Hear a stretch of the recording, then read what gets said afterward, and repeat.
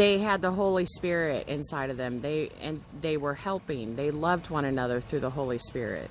Okay, and their hearts were on fire. And I thought it was the most beautiful thing. And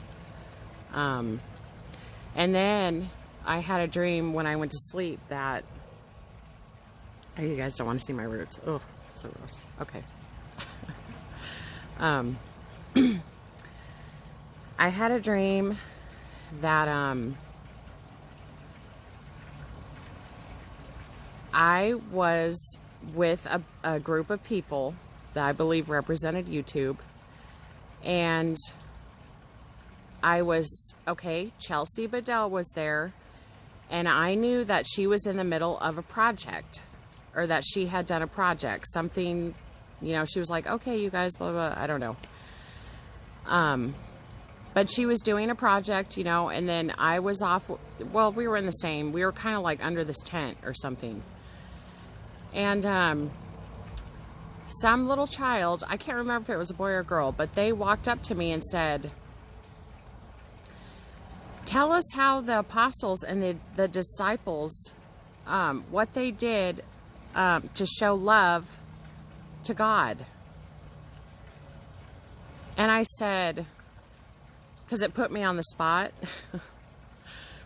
and I said, well, I don't have my Bible in front of me, and I'm not good with memorizing scripture.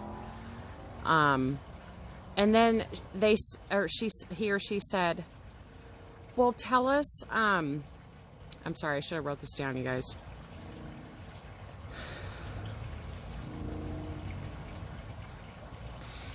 Tell us how we can feel love, or how we love. It was, tell us how we love, or how we can feel love, or it was something like that. And I responded back with, well, the place where we feel love and have love for God and for one another is in our heart.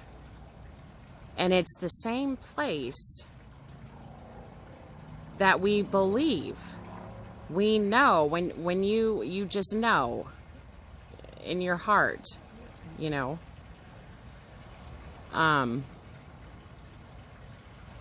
And that was the end of the dream. Well, I said some more things. I was sharing scripture, and in the dream, I can't remember, but I knew when I woke up that there is, like, it downloaded into me that there is love problems going on. Not problems, but people are having bitter hearts against helping people, and against praying for people, and against loving people, and against loving God, and helping others, and out of an appreciative heart, and joy, and peace, and kindness, and, you know, and I was led to that scripture that love does not boast, it is not self-serving, it does not keep account of people's wrongdoings, it does not, you know, love puts another person above themselves. And I just feel like the Lord wanted me to share this and talk about this, because there are teachings going around that are telling it's not the full counsel of God. And no, those things don't save you. No, it's not called fruit inspecting for salvation, you know. But when the Almighty, powerful, living God dwells inside of you, you will have a transformation. It's not going to be right away. It's a process. The Holy Spirit teaches you these things, teaches you how to be selfless, teaches you how to love and give to one another, and pray, and, you know, and it's kind of weird, like how you have to even say something like that.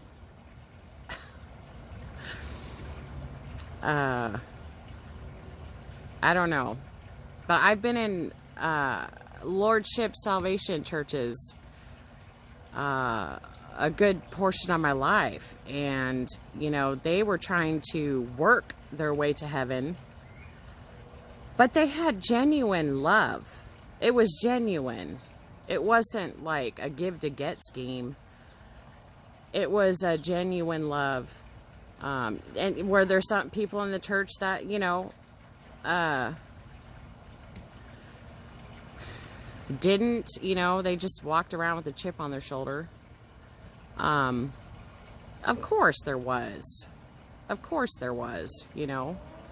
Not everybody's the same. People come, like Sister Sherry Rich says, people come from all different walks and hurts and strongholds and bondages and childhoods, and the Holy Spirit is going to work with you however you let Him, as you're submitting to His will in your life.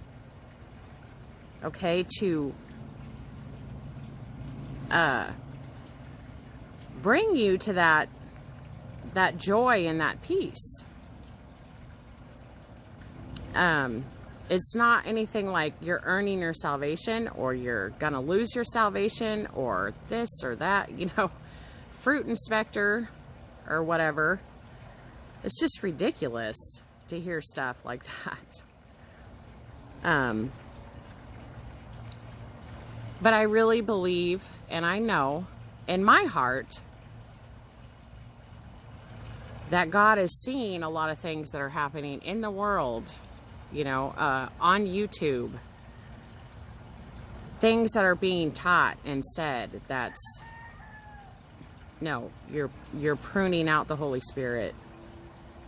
You're cutting back the Holy Spirit.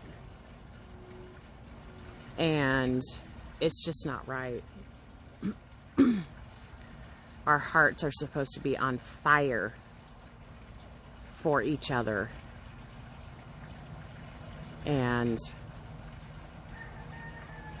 we should, you know, love one another. And I think there's people that have heart issues in their own hearts, and so they try to song and dance with Scripture to, you know, try to make it seem like, you know, we're just going to do whatever we want, whenever we want, and say whatever we want, and I'm under grace, you know. How's that submitting to the Holy Spirit? How is that letting the Holy Spirit penetrate you and change you and bring you joy, and don't hurt your kids, you know?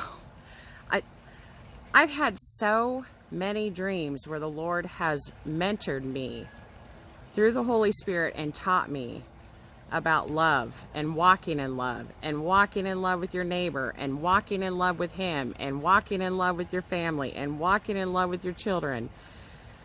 Why would He waste all that time? Why would He waste all that time on me if it doesn't mean nothing, if it doesn't matter, if He's not watching?